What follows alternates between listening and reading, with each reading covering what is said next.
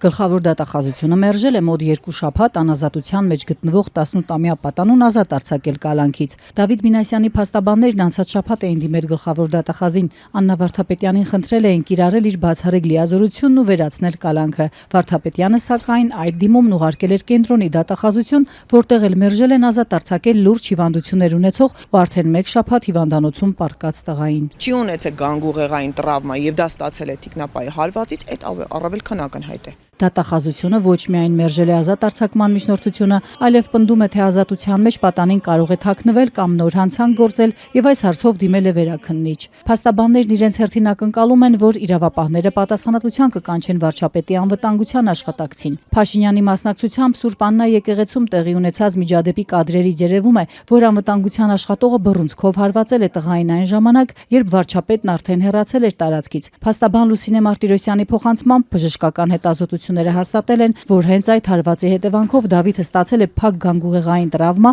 ուղեղի ցնցում եւ աչքի վնասվածք։ Ինչն էր կանխում անվտանգության աշխատակիցը։ Ինքը հեռացել էր։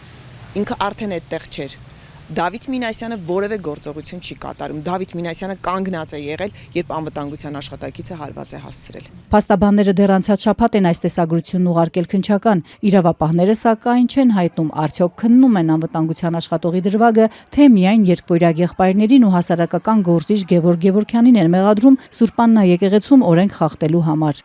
Երկու տեսագրություն կա։ Մի դեպքում ինչ որ ձեռքի շարժում, մյուս դեպքում փաստ հարված, բռունցքով հարված։ Մի դեպքում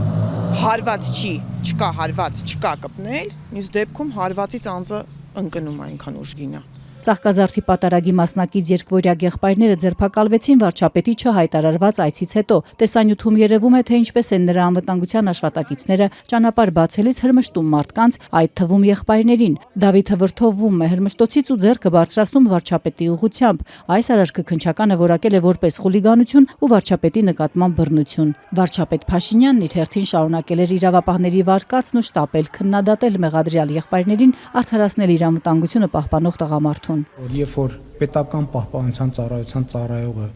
տեսնում է, որ իր պահպանյալին վտանգ է սպառնում, ինքը կարող է ուժ գործադրել, ինքը կարող է հարվածել, ինքը կարող է ուժ գործադրել, Աստված չանի սուր իրավիճակներում կարող է զենք գործադրել, բայց հետո երբ որ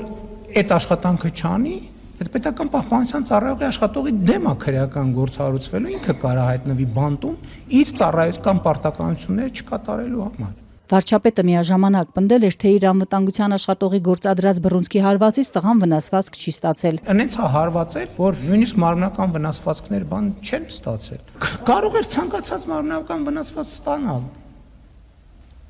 Բայց իր ծառայության իմաստն այն է, որ երբ որ կա հարցակում կամ հարցակման վտանգ, ինքը գործի։ Արդյոք սա իրավապահներին ուղղորդող արտահայտություն չէ, որ այդպես էլ անվտանգության աշխատողը չի պատժվի։ Այդ իմ մտավախությունն է, որը որ ես չեմ ուզում դառնա իրականություն։ 1 շաբաթ հիվանդանոցում ոստիկանների հսկողությամբ պահվող ավագ դպրոցի աշակերտի վիճակը շարունակում է մտահոգել փաստաբաններին, որոնք Դավիթի միակ այցելուներն են։ Քանի որ տղան կալանքի տակ է, արգելված է մյուսների տեսակցությունները եւ մանկուց մոր խնամքի տակ գտնվող ու հատուկ սննդային ու դեղորայքային ռեժիմով ապրող տղան մնացել է առանց խնամակալի։ Ուղեղի ցնցումից ու գանգուղեղային տրավմայից հետո սկսված ու չավարտվող գլխապտույտներն ու գլխացավերը չեն մեղմվում։ Անհանգստանում են փաստաբանները, որոնք հույս ունեն, որ վերաքննիչ դատարանը կանսա իրենց խնդրանքին ու ազատ կարձակի տղային։ Դեռ պարզ չէ, թե վերաքննիչը երբ կավարտի գրավոր քննությունը։